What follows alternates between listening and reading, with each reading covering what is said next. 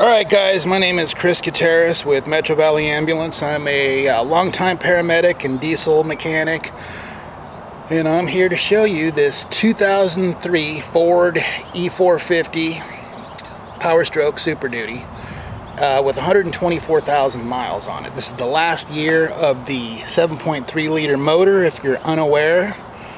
So for you fans of the 7.3 liter, this is an excellent specimen, great condition, it needs nothing, deployment ready, and it has a gurney.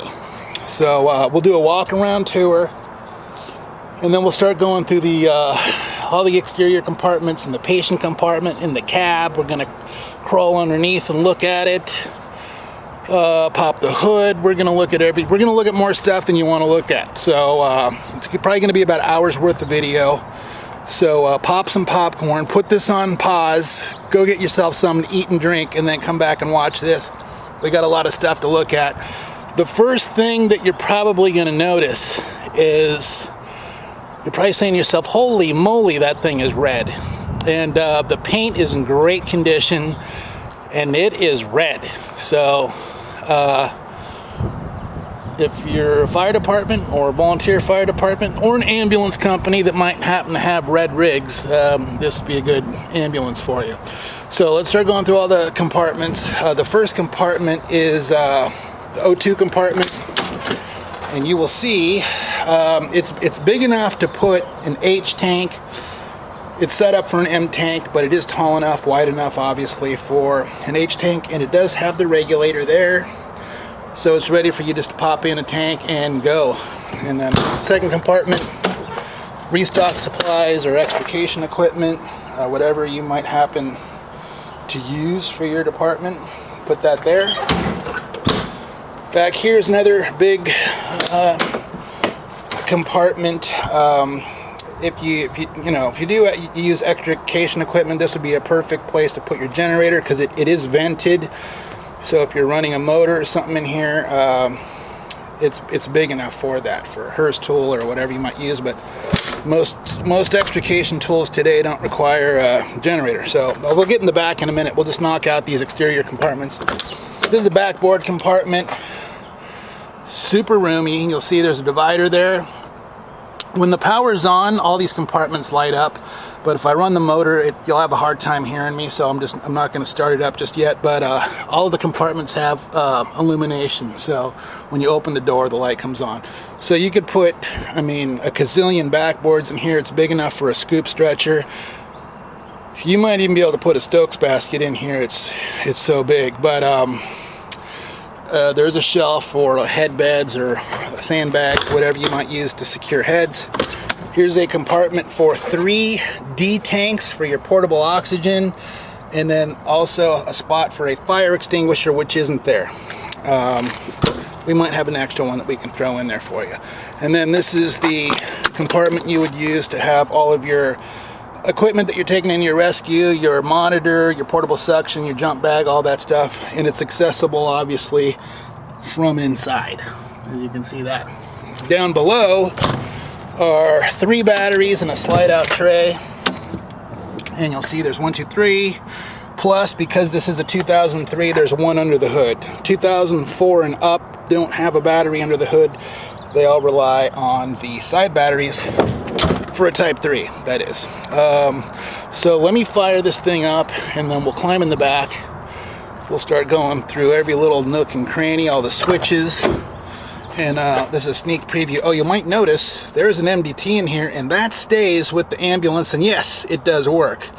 I'll talk more after we get into the cab portion of the video, but I don't want to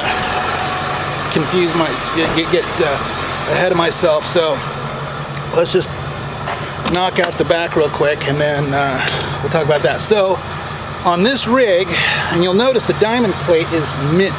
It's like brand new, and no dents, no dings in the bumper, which is pretty unusual for an ambulance. The step bumper does raise up if you need to. Now you'll notice, you might think to yourself, what the heck is that thing?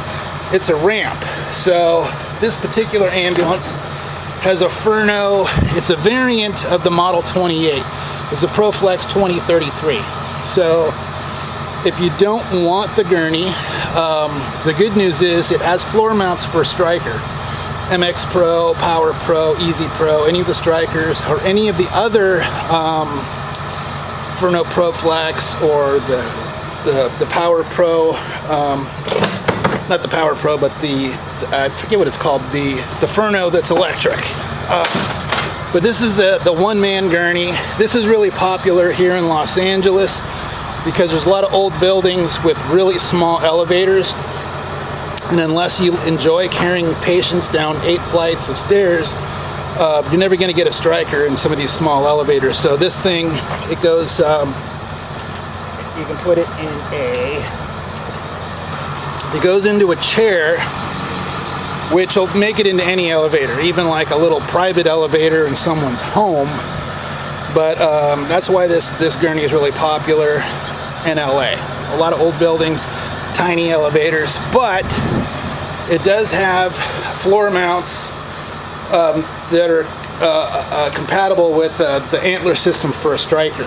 So if you do use a striker, you're like, hey, I don't want the gurney, and we want it set up for a striker, we can pull this antler system out, we can pull the ramp off, we can put a catch hook here.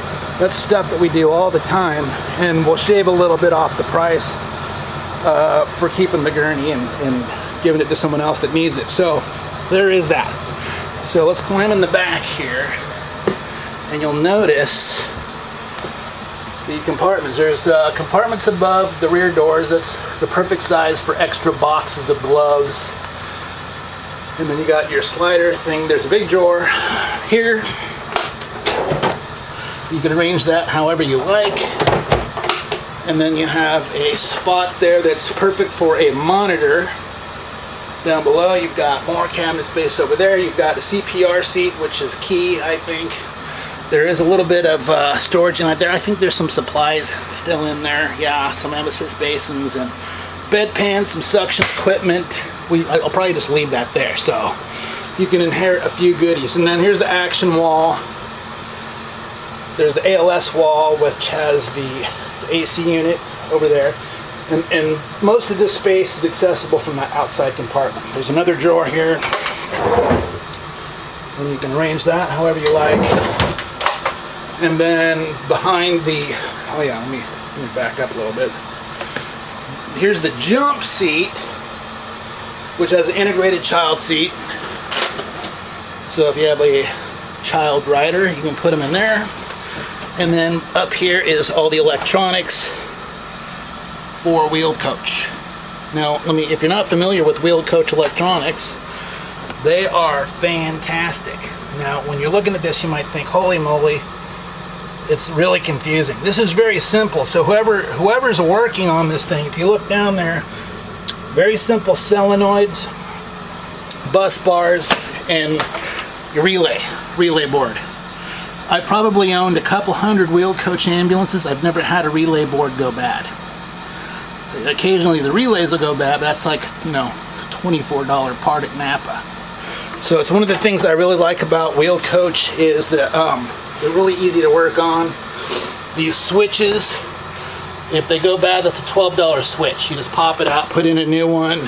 A lot of modern ambulances today have these beautiful, elaborate panels where it's just a push button. It's all kind of computer PC board on the back of it. And if one of those switches goes bad, the whole panel is bad. So you got to send it in for repair or buy a new one, which is really pricey. If it's a Horton, anywhere from $6,000 to $8,000. So I generally try to stay away from those kind of ambulances and stick with the things that are really simple. You can have this thing back in service the same day if you're anywhere near Pep Boys, AutoZone, Napa, O'Reilly. Any of those places carry the parts that are in this. There's nothing proprietary to wheeled coach, so that's a big plus. Anyway, let's get into the action wall. And I don't have any airflow meters. The oxygen system does work. I do have a test tank, and we did test it to make sure everything's working okay before we go ahead and ship it off. That is our patient heat or cool. And you might hear air coming out of there. That's on medium. That's the low, which you can probably barely hear. And that's high. So that's that. I'll turn that off for now. And then what determines whatever temperature is this your thermostat, you just dial in whatever temperature you want. It's completely independent from the front, so you don't have to make your partner, sweat up there driving if your patient's cold and needs the heat on. The front's different from that. That's unique to Type 1s and Type 3s. Most Type 2s run off the front climate control. And then we have our dome lights. So they're on high. That's low, and those won't go completely off because we have the back doors open, so they stay on. The other side, though, we can turn off. That's off, and that's low. So that's the high. These are on low, and there's high, and they all work. None of them are burned out. Then we have the exhaust fan. So, no, it's over here. Over here somewhere. I hear it. There it is. So if there's odors back here that you're trying to get out, you would turn that on and it'll suck out any foul odors that you want to get rid of. What's unique to this ambulance, that's the exhaust fan. Now what's unique is it has an intake fan. So say you want just fresh air from outside, you don't want the air conditioner, you just need some fresh air. Well, there is that sucks outside air and blows back here. Another plus is this has a window on the door, which is huge in my opinion. I mean, most ambulances don't have this. It's one solid window. I'm a huge fan of that. Every once in in the summertime, when your patient's cool and you just it's too cold, or you just need some fresh air. You just been in the back of the ambulance all day and you're starting to get car sick. Having some outside air is great. Then we got the suction. So look over here. Here's our suction regulator. I'll just cover one of these holes, and then that'll just start sucking. If you want to increase or decrease it, you just do it from there. So obviously you would have your hose connected on here, and then you have either your suction, whatever type of style suction catheter you want on there. 2 oxygen outlets over here. We've got one over on that wall if you have a patient on the bench seat. You'll also notice there's a carbon monoxide detector above the armrest, and then there's also soap, hand sanitizer over there. There's a big beefy armrest that you can put up in case you do have a patient C-spine on the bench seat, or you can leave it up. And there is that. And then there's reach through for the oxygen compartment if you need to turn your house tank on and off. Oh yeah, you'll also notice this ambulance does have a working intercom system. The headsets are not present. It's a Cobalt intercom system. It does work. So you would just need to buy the headsets from Cobalt, and you could use headsets. I don't know if you use those in your area. Maybe you do, maybe you don't. So there's that. Oh yeah, let me show you. Now down here, they took the modem out. It works with the MDT, the computer that's in between the seats. This is where all the radios, your radio brains would be, and we left the wiring intact. And you'll notice up above, coming from the headliner, that's where you would mount your radios ideally if you keep the same setup. So we left the wiring intact because that's like a $5,000 benefit if you don't have to have your radio guy wire your new radios. Let me just get this thing slid back into place. Okay, there's that. And then I think we went over everything, yeah? Oh, and underneath the bench seat, there's a storage compartment here. If you want to put traction split, extra blankets and pillows, you can do that. And then, come on, go down. There we go. And then this side, a little bit of what wasn't exposed to the other side. And then here's your striker floor mounts there. The striker antler system's a little bit longer than the Furno one. So there's that. Let's go look in the front. I think we covered everything back here, yeah? There's timers here. There's it has automatic door locks. And then if you want to put the lights on a timer, you can do that. So let's go up front.